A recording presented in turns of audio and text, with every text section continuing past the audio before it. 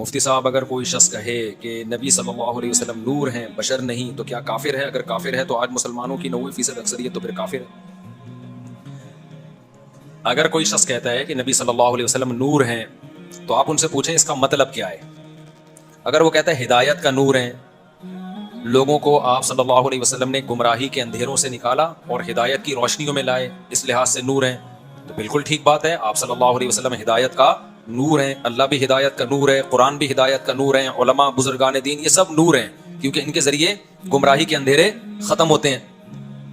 اور اگر وہ یہ کہہ رہے ہیں کہ نہیں آپ انسان نہیں تھے، بشر نہیں تھے، وہ نور ہیں جو فرشتے ہوتے ہیں نا، فرشتے نور کے بنے ہوئے ہیں نا، فرشتے کس کے بنے ہوئے ہیں؟ نور کے، تو پھر وہ اسلام سے خارج ہے، کیونکہ قرآن میں ایک جگہ نہیں بہت سارے مقامات پر اللہ نے کہہ دیا قل انما انا بشر مثلکم، اے نبی ان سے کہہ دیجئے میں تو تمہاری طرح کا ایک انسان ہوں، یوحا الیہ، فرق مجھ میں اور تم میں کیا ہے؟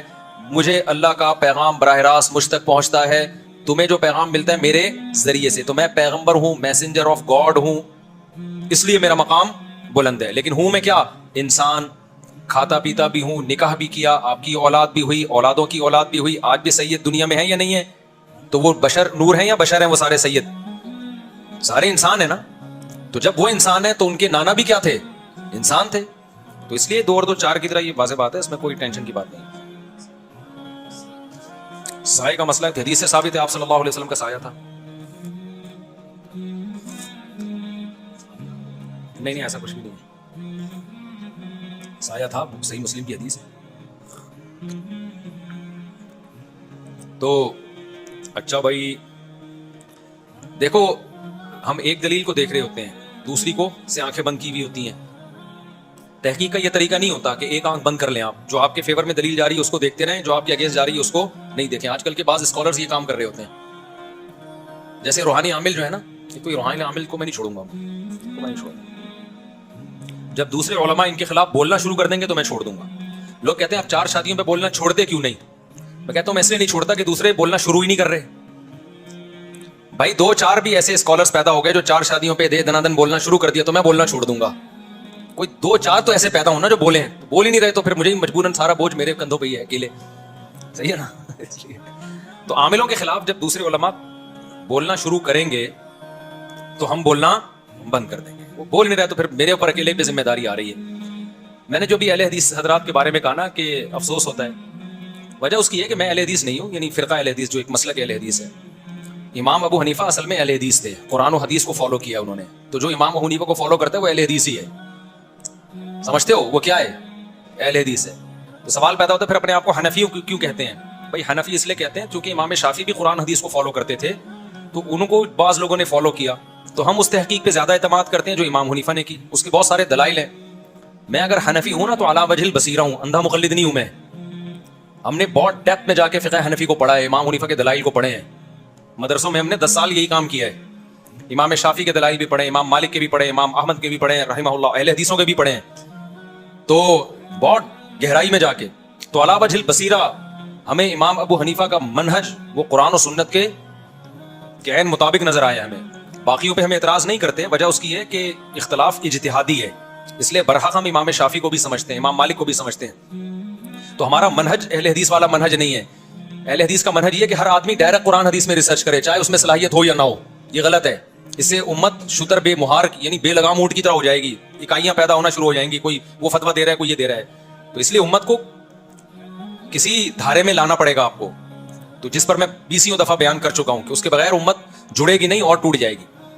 لیکن چونکہ بہرحال اہل حدیث حجت قرآن و سنت ہی کو مانتے ہیں، تو اس لیے ہم ان کو علی الاطلاق گمراہ نہیں کہتے کہ گمراہ فرقہ یا جہنم میں جائے گا، کیونکہ منہج میں اختلاف ہے نا، بیسک تو سب کی ایک ہی ہے، قرآن حدیث اجماع بیسک ایک ہی ہے، تو منہج اس منہج جو انہوں نے اختیار کیا ہے نا کہ ہر آدمی ڈائریکٹ قرآن و سنت کو فالو کرے، یہ منہج خطرناک ہے۔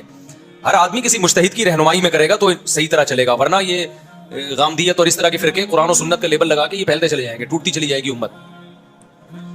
تبھی تو خود اہل حدیثوں میں کتنے ٹکڑے ہو چکے ہیں، ہر شخص کا یہ دعویٰ ہے، لیکن بہرحال ان کا جو بیس ہے وہ قرآن و سنت ہی ہے، اس لیے ہم ان کو اہل سنت والجماعت میں داخل سمجھتے ہیں، گمراہ نہیں سمجھتے، اہل سنت والجماعت سے خارج نہیں سمجھتے، بشرطے کہ معتدل ہو۔ ہاں اس ٹریک پہ چلنا امت کے لیے ڈینجرس ضرور ہے، تو ہم یہ بات ان کو سمجھاتے ہیں، جس کی سمجھ میں آتا ہے ٹھیک ہے، نہیں آئے تو پولیس میں تو ہم ہے نہیں کہ ڈنڈے کے زور سے کسی کو سمجھائیں۔ لیکن اتنی بات ضرور ہے کہ میں بار بار کہتا ہوں ہمارا اہل حدیث سے اس اختلاف کے باوجود چند خوبیاں ہیں جس کا ہمیں اعتراف کر لینا چاہیے. ان میں بدعتوں کا ریشو کم ہے, میں یہ نہیں کہہ رہا نہیں ہے لیکن کم ہے. دوسرا ان میں خوبی یہ تھی کہ ان میں روحانی ڈرامے باز نہیں ہوتے تھے رقیہ والے. اب چند خوبیاں تھیں, اگر وہ خوبی بھی ختم ہو جائے گی تو یار تمہارے پاس تو یہ اہم چند خوبیاں تھیں, اگر وہ بھی ختم ہو جائیں گی تو بچے گا کیا؟ اگر ان میں بھی بدعتیں آنا شروع ہو جائیں, یعنی ہمیں ایک چیز ان میں اچھی لگتی ہے کہ عام طور پر بدعتیں ان میں نہیں ہوتی. یہ ربیع الاول ہو گیا, 11ویں ہو گئی, 12ویں شریف ہو گئی, اور بہت سارے اور بھی میں بہت ساری باتیں کروں گا تو بہت سے لوگ ناراض بھی ہو جائیں گے کہ اچھا یہ بھی بدعت ہے, اچھا یہ بھی بدعت ہے, حالانکہ وہ ہے بدعت ہے, ٹھیک ہے.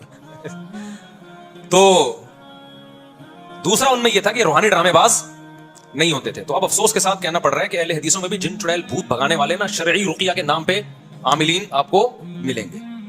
اس پہ افسوس ہو رہا تھا کہ بھائی اہل حدیثوں سے گزارش ہے کہ یہ تو ختم کرو یار, اچھا نہیں لگتا نا. ایک طرف قرآن حدیث دوسری طرف ڈرامے باز بٹھایا ہوا ہے, وہ جا کے لوگوں کو قرآن حدیث کا لیبل لگا کے چڑیلے بھگا رہے ہیں. صحابہ کے دور کے کسی مشہور عامل کا نام بتاؤ آپ. بھائی مدینہ میں کوئی ایسا عامل تھا جس کے پاس صحابہ جن چڑیل بھوت بھگوانے جایا کرتے تھے؟